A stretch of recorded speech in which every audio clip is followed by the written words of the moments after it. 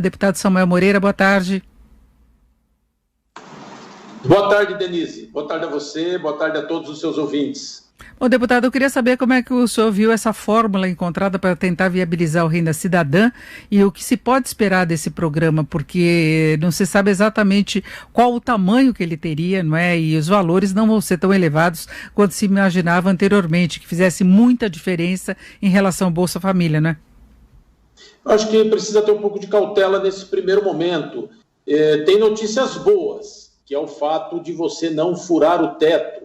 Eu acho que esse compromisso que o governo assumiu é uma boa notícia, ou seja, esse desejo, essa determinação de não se furar o teto. Isso é muito importante do ponto de vista da credibilidade fiscal, de um trabalho importante para que o Brasil possa continuar com juros baixos, sem especulação, sem aumento da taxa de juros, com o dólar em níveis praticáveis para que não volte a inflação. Eu acho que o teto, nesse momento, tem que ser preservado. A outra boa notícia é que não tem criação de novos impostos. Isso também acho que é uma questão muito relevante. Agora, de onde tirar o dinheiro para criar o Renda Cidadã? Isso é que é preciso ter um certo cuidado para verificar as consequências do não pagamento de precatórios ou de diminuir o pagamento de valores desses precatórios. Isso é preciso ser analisado. Tem uma margem aí no orçamento razoável, uma previsão de 55 bilhões. Agora, é preciso analisar se compensa realmente, do ponto de vista político e jurídico, né? Como é que você vai trabalhar tecnicamente essa questão dos precatórios. Você vai reduzir o piso obrigatório, o desejo de se reduzir o piso da obrigatoriedade do pagamento, depende da receita corrente líquida, não é pouco que se tem para pagar de precatório, esses 55 bi, hoje pode chegar a aproximadamente 8% a 10% da receita corrente líquida, porque você tem uma receita corrente líquida de 798 bi, nós estamos falando de 55 bi, 8%, 9%, para você reduzir isso para 2%, significa que você tem um saldo razoável para aplicar em outros projetos. Agora, precisa verificar as consequências disso. E quanto aos recursos do Fundeb, eu acho impraticável, eu acho que realmente é incompatível você tirar dinheiro da educação para fazer programa de transferência ou de rede de proteção social. A educação, ela faz parte de um processo de distribuição de renda, ela faz parte de um processo de cuidados sociais para que haja uma educação forte. Você tirar dinheiro dali, misturar com um programa de proteção social não é o mais adequado, eu acho que dificilmente vai passar. Você tem que ter o dinheiro da educação e o dinheiro dos programas sociais, mesmo que os programas sociais ainda hajam previsão de você ter condicionalidades, obrigatoriedades de ter contrapartidas da sociedade que vai receber essa transferência de renda na área da educação, mas não como programas educacionais, e sim como de transferência de renda. Acho que misturar as duas coisas dificilmente passará.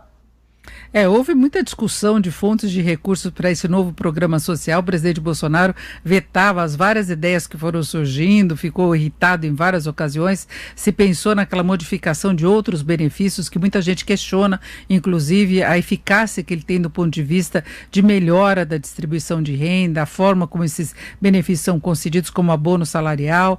Também teve aquela ideia de congelar salários, salário mínimo, aposentadorias, que o presidente também não gostou, e de repente veio essa fórmula que não se estava discutindo muito, né? Olha, na verdade, não se sabe ainda, é preciso colocar no papel, preciso medir as consequências dessa proposta do governo, né, de se retirar da previsão de recursos para precatórios, qual é a consequência disso.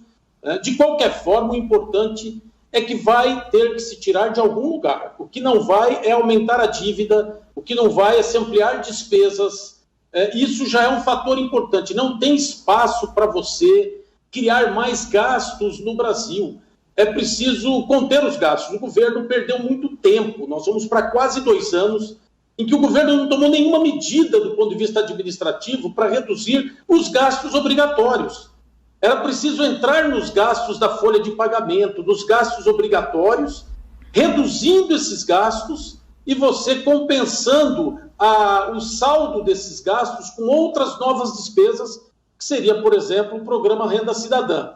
E fazer remanejamentos de recursos, porque tem programas que o foco não é o mesmo do ponto de vista do aproveitamento do recurso para ganho de combate à pobreza.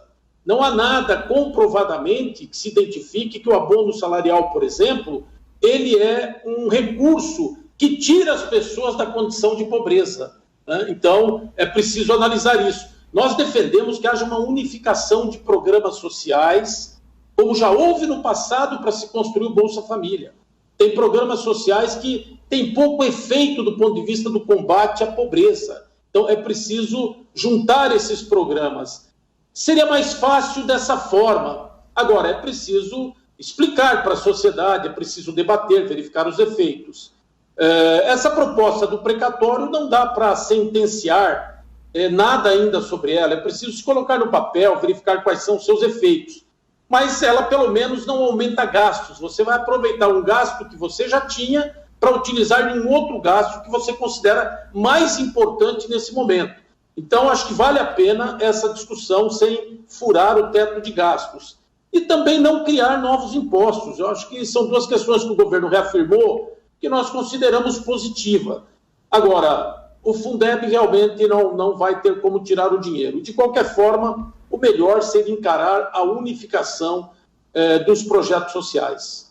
E tudo isso vai ter de passar ainda no Congresso. O senhor falava dessa questão de não furar o teto de gastos, mas a leitura que se fez tecnicamente que é uma maneira de o governo driblar o teto de gastos, porque ele posterga o pagamento de uma dívida que existe, que é dos precatórios, então ajeita o orçamento no curto prazo, mas isso vai ficar mais à frente para ser pago. E aí nós tivemos já uma repercussão muito negativa no mercado. Daqui a pouco nós vamos falar especificamente de mercado financeiro, mas o dólar, por exemplo, passou dos 5,65, a alta de 1,75%, né? E houve uma aceleração da alta exatamente quando se começou a falar de como será esse Renda Cidadã. E tem toda a questão relacionada ainda à reforma administrativa, à reforma tributária, a ideia de Paulo Guedes, né, que se percebeu que agora não havia muito ambiente político para a criação de uma nova contribuição. O senhor mesmo colocou essa situação. E deputado, além da avaliação geral dessa situação relacionada às finanças, o senhor vê ambiente no Congresso com a proximidade de eleições e do final do ano para discussão de temas tão relevantes e polêmicos? Nós temos que insistir com as reformas. São temas difíceis, tanto a reforma administrativa quanto a tributária, mas nós precisamos insistir nesse ponto, trabalhar bastante para tentar até o fim do ano obter algum resultado, ainda aqui na Câmara e o ano que vem no Senado, esta aprovação. Agora, nós estamos vivendo uma crise, nós vamos ter um aumento da condição de pobreza no país, e dos índices de pobreza, e nós precisamos atuar no sentido de criar um programa, uma rede de proteção social para o ano que vem. Isso requer atitude e decisão do governo, e decisão correta. Você colocou a questão, por exemplo, dos precatórios. Nós precisamos avaliar, isso foi anunciado agora há pouco, nós precisamos avaliar as consequências do não pagamento ou do postergamento do pagamento de precatórios. Essa é uma questão que gera um pouco de insegurança jurídica. Nós precisamos ter uma série de cuidados, porque a economia também, a inflação, o crédito, os juros, eles também vivem um pouco de uma certa expectativa. E essa expectativa, por exemplo, na economia, ela está relacionada com segurança jurídica, com credibilidade de um sistema onde o governo não aumente mais os seus gastos. O governo precisa conter gastos. Então, nós precisamos avaliar um pouco para frente essa questão e vamos continuar falando sobre isso. O que eu posso lhe afirmar? Acho muito difícil, Denise, aprovar, retirar recursos do Fundeb. Eu acho que essa conta o governo não obterá. Será muito difícil. Acho que a questão dos precatórios vale mais uns dias de ajustes e de análise. Não furar o teto é uma boa notícia. E não criar novos impostos. Acho que isso é fundamental. Bom, deputado, para nós fecharmos, há pouco eu estava falando também com o Maldonado a respeito do derrubada dos dos vetos do presidente Bolsonaro, questão da desoneração. A gente está vendo mobilização, inclusive, de várias categorias profissionais, empresários também muito preocupados com isso, além dos trabalhadores, né, que essa desoneração reduz o custo da folha para 17 setores e, em princípio, o Congresso derrubaria o veto, que foi a proibição do presidente, a prorrogação que foi decidida até o final do ano que vem. O senhor acha que essa sessão vai continuar sendo adiada? O senhor acha que vai à discussão quarta-feira? Tem condição de se jogar para o outro ano ou não? Olha, você tocou num ponto que eu acho que o governo tem que considerar como um ponto prioritário. Quando nós estamos falando na manutenção ou derrubada desse veto da desoneração, Denise, nós estamos falando de 10 bilhões. E esses 10 bilhões, eles estão exatamente dentro do teto. Ele poderia ser utilizado para ampliar outras despesas. Se esse veto for derrubado, nós teremos 10 bilhões a menos, né, que você poderia gastar com outros projetos mais importantes. Eu, particularmente, é uma questão muito pessoal, não é? A minha bancada ainda não debateu, vai debater. Existe um grande movimento, ninguém esperava que houvesse uma pandemia. Existem razões que motivem a derrubada deste veto. Eu não acredito que desonerações gerem emprego. Eu não tenho nenhum estudo, não conheço nenhum estudo que você promover desonerações gerem empregos. Mas nós estamos numa pandemia, não esperávamos esta pandemia, e este veto acabou entrando em discussão. Eu, particularmente, acho que nós deveríamos manter o veto do presidente, para ter uma margem de mais recursos para utilizar dos programas sociais nesse momento. Só aí abre uma margem de 10 bilhões. Veja que não entraria como receita, porque as receitas não entram no cálculo do teto. Por mais que você tenha receita, você não pode furar o teto das despesas, dos gastos. Então, a receita, nesse momento, ela não é a prioridade de avaliação para você fazer novos gastos. Por mais que você tenha receita, o teto já está estabelecido de gastos. Então, esses 10 bilhões entrariam como uma margem para você poder fazer outras despesas se você evitar a derrubada deste veto. Então, acho que o governo tem que se preparar para isso.